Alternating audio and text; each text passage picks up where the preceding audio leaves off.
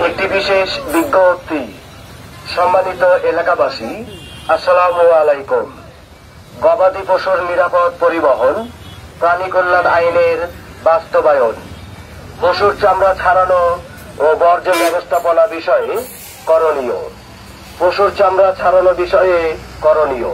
পশু জবাই করার পূর্বে ভালোভাবে গোসল করাতে হবে এবং প্রচুর পানি পান করাতে হবে।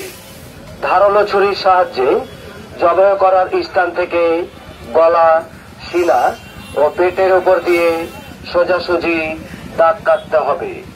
সামনের দু পায়ের হাঁটু থেকে শিরা পর্যন্ত একটি দাগ কেটে প্রথম দাগের সাথে যোগ করতে হবে এবং অনুরূপভাবে পিছনের দু পায়ের হাঁটুর নিচ থেকে দাগ কেটে প্রথম দাগ পর্যন্ত কাটতে হবে।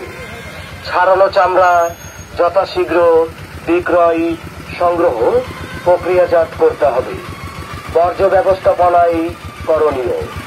সরকার কর্তৃক নির্ধারিত স্থানে পশু জবাই করতে হবে। পশু জবাই করার পর রক্ত যাতে চারদিকে ছড়িয়ে পরিবেশের ক্ষতি না করে সে ব্যাপারে বিশেষ সতর্কতা অবলম্বন করতে হবে।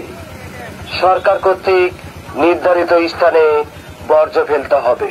পশু জবাইয়ের স্থান পানি দিয়ে ভালোভাবে ধৌত করে জীবাণুনাশক ঔষধ ছিটাতে হবে।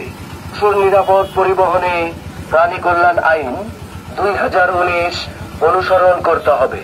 জনসচেতনতায় প্রাণী সম্পদ অধিদপ্তর বাংলাদেশ। প্রচারে মৎস্য ও প্রাণী সম্পদ তথ্য দপ্তর, আঞ্চলিক অফিস, রাজশাহী। মৎস্য